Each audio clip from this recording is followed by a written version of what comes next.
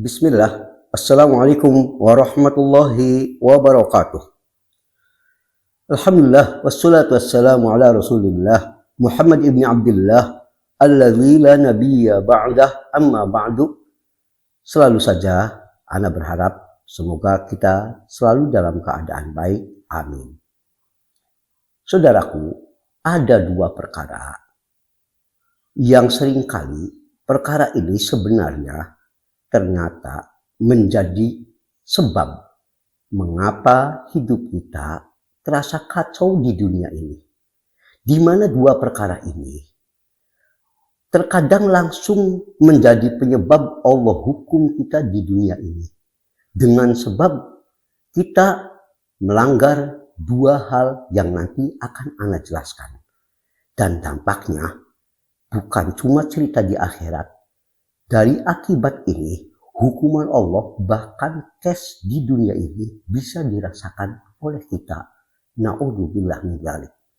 Karena itu, dalam kajian ini, izinkan ana menyampaikan satu bab yang beri ana judul, inilah dua penyebab utama yang menyebabkan kita mendapatkan hukuman kes di dunia ini dari Allah. Dan berakibat hidup kita menjadi kacau. Saudaraku, tentu kita telah sepakat. Ada beberapa perkara yang dapat dikatakan perkara ini menjadi pertanda buruk bagi kita.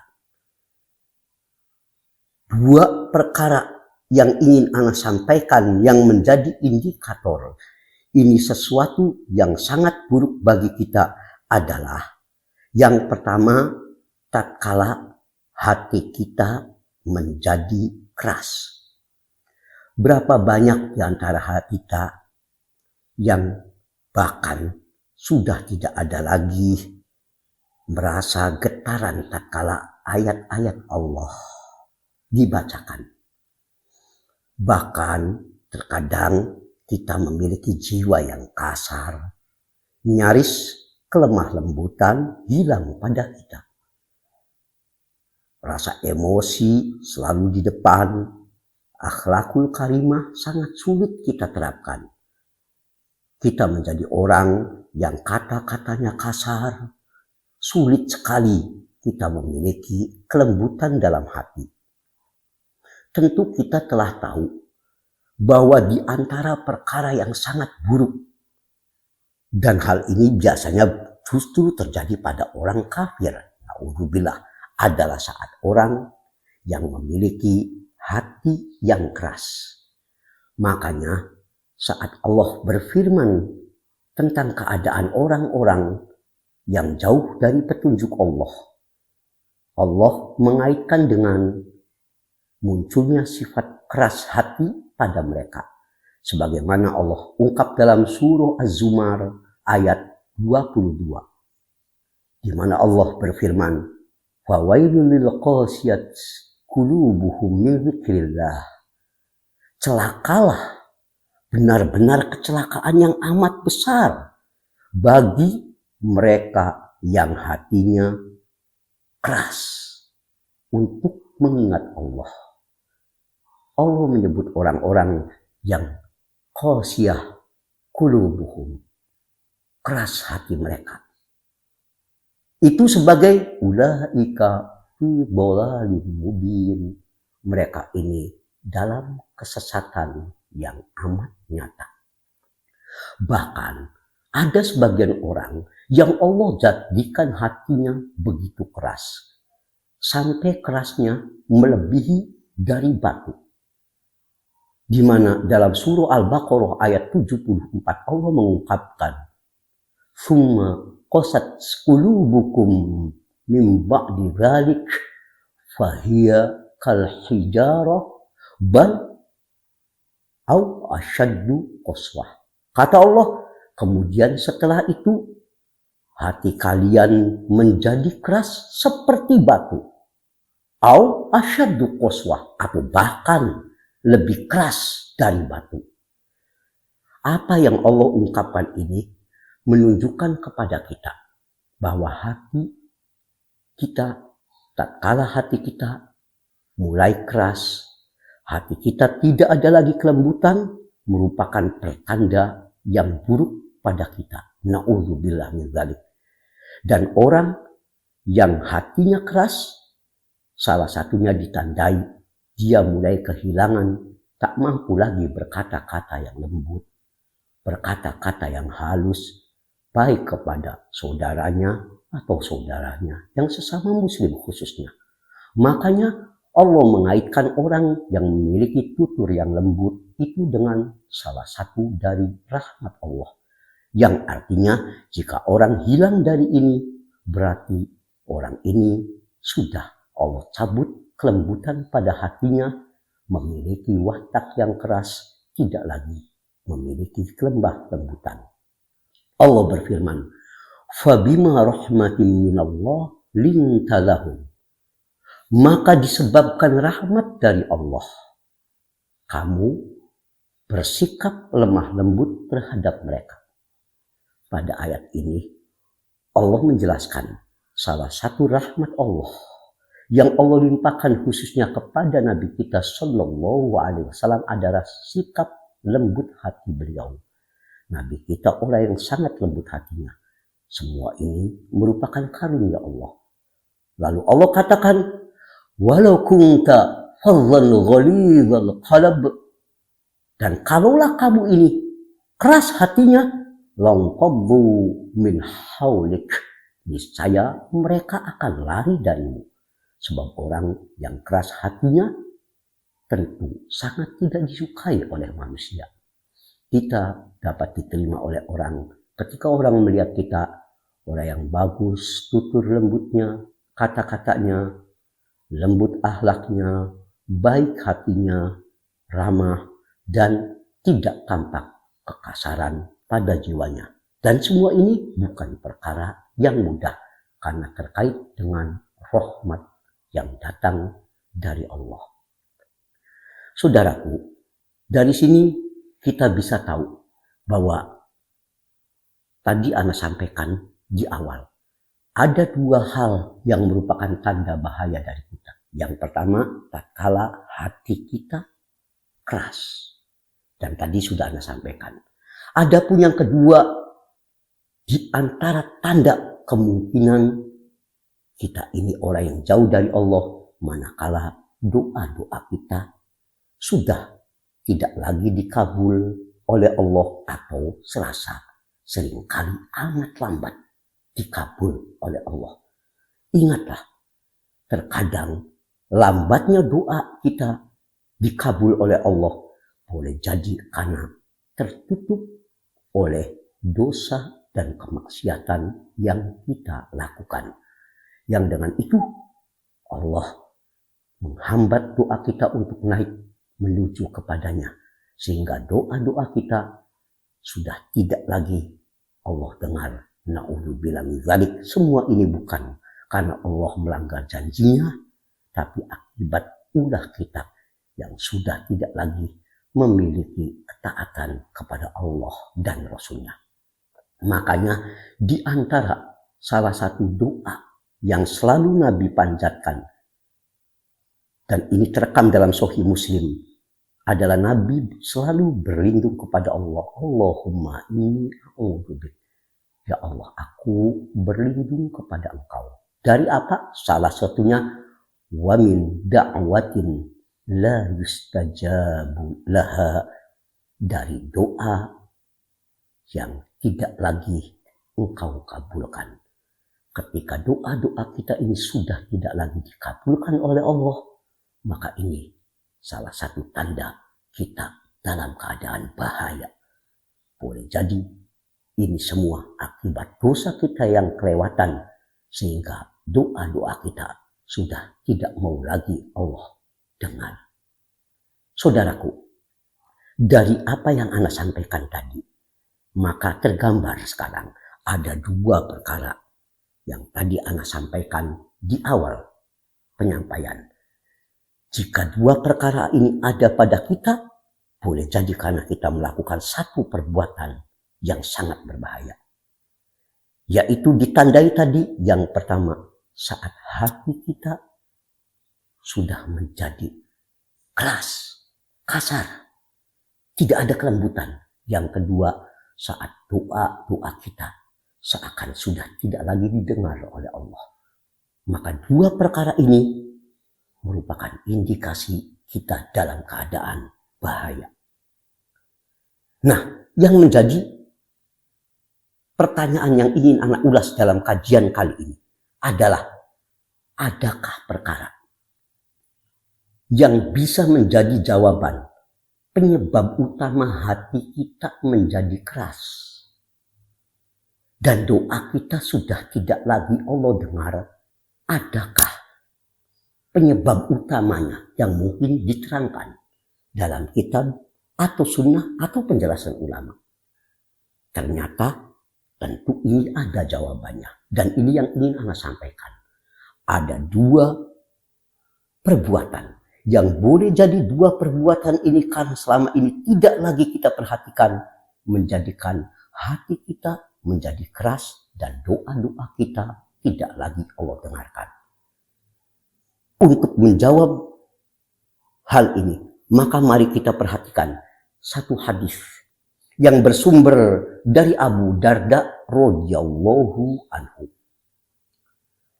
Abu Darda radhiyallahu anhu mengatakan bahwa suatu ketika Rasulullah Shallallahu alaihi wasallam pernah bersabda, "Atuhibbu ayyalina qalbuk?"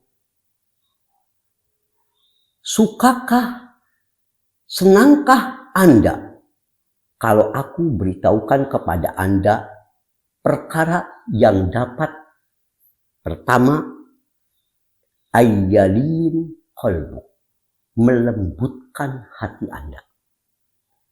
Dan yang kedua, kata Nabi, wa tudrik hajatak, perkara yang dapat memudahkan jalan tergapainya keinginan kamu. Sebelum Ana melanjutkan hadis ini, apa yang Ana sebutkan dari hadis ini dapat kita pelajaran. Mengambil pelajaran, ada dua hal yang kata Nabi. Maukah aku beritahu pertama perkara yang bisa melembutkan hatimu? Maka mafhum mukhalafah dari hadis ini, jika selama ini kita hati kasar, berarti hati kita bukan hati yang baik. Karena Nabi mau memberi kepada kita hatimu agar lembut. Berarti kelembutan hati ini yang dituntut. Ketika hati kita kasar, ini suatu keburukan. Makanya Nabi mengatakan, mau enggak agar hatimu menjadi lembut. Berarti yang kebaikan adalah hati kita agar lembut. Sebab tidak semua orang memiliki hati yang lembut. Dan yang kedua, wa tudrik hajatak, dan memudahkan jalan tergapainya keinginanmu. Ini menunjukkan ada banyak perkara yang menjadikan kita seringkali harapan, doa-doa kita kepada Allah menjadi terhalang di tengah jalan. Sulit untuk kita raih. Dikarenakan apa? Ada sesuatu yang mungkin selama ini kita langgar atau tidak kita jalankan dari apa yang mau disampaikan oleh Nabi Sallallahu Alaihi Wasallam, terutama pada hadis ini. Makanya pada hadis selanjutnya Nabi memberi kepada kita arahan agar hatimu lembut, agar harapan-harapanmu, doa-doamu Allah dengar, Allah mudahkan jalannya. Nabi memberi solusi. Yang ini kemungkinan selama ini ternyata kita tidak memperhatikan. Akibatnya hati kita sering kasar, harapan kita sering gagal. Apa itu? Mari kita sambung. Apa yang terdapat pada lanjutan hadis ini? Kata beliau Sallallahu Alaihi Wasallam, irhamil yatim, kasih sayangilah anak yatim. Wamsah roksah, usap kepalanya. Wa at'imhu min tu'amik, juga berilah anak-anak yatim dari makanan yang kamu makan. Beliau memberi arahan, yaitu tadi, anak ulang, irhamil yatim, kasih sayangi anak-anak yatim. Wamsah ra'sah. Salah satu bukti menyayangi anak yatim, bukti fisik adalah sering kita, kalau kita ketemu anak yatim, usap kepalanya, yang menunjukkan ada perhatian kita kepadanya. Dan bukti lainnya, wa'at'ihu min ta'amih, kasih makan dia. Kalau kamu begitu, kata beliau, jika kamu melakukan perkara tadi, yaitu memperhatikan anak yatim dengan cara usap kepalanya, berikan dia perhatian, makanannya, apa yang dia butuhkan, kasih dia. Maka kalau kau lakukan begitu, yalin qalbu, kata beliau, hatimu akan menjadi lembut. Wa tudrik hajatak, dan segala hajatmu akan terpenuhi. Ini hadis diriwayatkan oleh Tobroni sebagaimana terdapat dalam At-Targhib wa Tarhib juz 3 halaman 237, kata Syekh Al-Albani rahimahullah dalam Shahihul Jami' nomor hadis 80 sahih.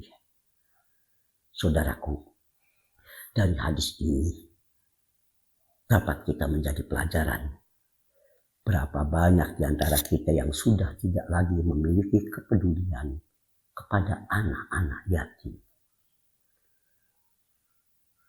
Boleh jadi saudara kita banyak yang mungkin keadaannya yatim. Boleh jadi tetangga-tetangga kita banyak yang yatim, yang semestinya wajib kita perhatikan, kita bantu. Kita lihat berapa banyak mereka yang sekedar untuk membeli tas tidak sanggup, membeli sepatu tidak sanggup, untuk makan pun mereka dalam keadaan yang sulit. Kasih perhatian pada mereka, usap kepala mereka, berikan mereka uang jajan. Jangan kita diam membisu. Sebab masalah perhatian kepada anak yatim ini adalah satu perkara yang sangat besar dalam agama. Pantas tatkala kita tidak memberi perhatian dalam bidang ini, Allah jadikan hati kita menjadi keras. Allah jadikan doa-doa kita tidak lagi Allah angkat. Karena kita orang yang kejam. Allah bahkan telah menyebut orang sebagai pendusta agama. Bukan kepada mereka yang jarang puasa sunnah. Bukan kepada mereka yang jarang sholat sunnah. Tapi Allah hubungkan pendusta agama, sebuah gelar yang sangat buruk, kepada mereka yang mungkin kita sudah tahu Allah cantumkan dalam surah Al-Ma'un, di mana pada ayat ini Allah berfirman, A'udzu billahi minasyaitonir rajim. Ara'aital ladzi yukadzibu bid-din. Tahukah kalian siapa yang disebut pendusta agama? Fadzalikal ladzi yad'ul yatim wala yahuddu ala ta'amil miskin. Kata Allah, fadzalikal ladzi yad'ul yatim. Mereka yang suka menghardik anak yatim, tidak menganjurkan memberi makan kepada orang miskin, apalagi yang yatim. Inilah yang Allah sebut, ara'aital ladzi yukadzibu bid-din. Pendusta agama. Maka pantas hukumannya Allah segerakan, tidak melulu cerita di akhirat. Di dunia Allah jadikan orang-orang yang demikian keras hatinya. Dan bahkan doa-doa kita dari yang sudah tidak lagi ada kepedulian kepada orang miskin, lebih-lebih anak yatim, menjadikan doa-doa kita tidak lagi bisa menembus sampai ke langit sana. Semoga Allah memaafkan kita semua.